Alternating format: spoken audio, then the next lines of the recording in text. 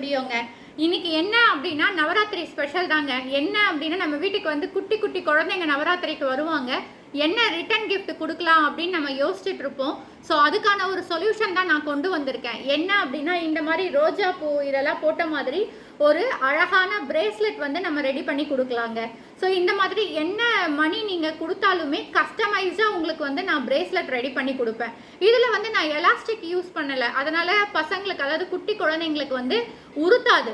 So இந்த மாதிரி ஒயரில் தான் நான் வந்து இது பண்ணியிருக்கேன். ஸோ இதில் பண்ணும்போது உங்களுக்கு அந்த உறுத்துற சென்சேஷன் இருக்காது.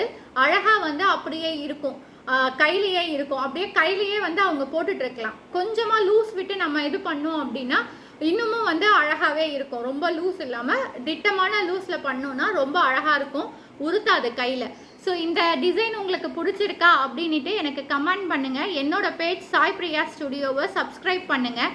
எனக்கு வந்து இந்த மாதிரி உங்களுக்கு கஸ்டமைஸாக வேணும், நவராத்திரிக்கு குழந்தைங்களுக்கு இல்லை கொஞ்சம் காலேஜ் போகிறவங்களுக்கு இந்த மாதிரி பிரேஸ்லெட்ஸ் வேணும் அப்படின்னாலும் நான் ஆர்டர் எடுத்துகிட்டு இருக்கேன்.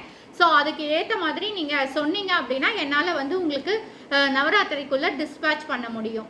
ஸோ இன்னைக்கு வந்து பாபாவோட அருளால் நான் வந்து இந்த பிரேஸ்லெட்டை மேக் பண்ணியிருக்கேன். ஸோ நீங்களும் வந்து பாபா டிவோட்டியாக இருந்தீங்க அப்படின்னா எனக்கு ஓம் சாய்ராம் அப்படின்ட்டு கமெண்ட் பண்ணுங்கள். இதே மாதிரி ஒரு யூஸ்ஃபுல்லான வீடியோவோட நான் உங்களை பார்க்குறேன். பாய்.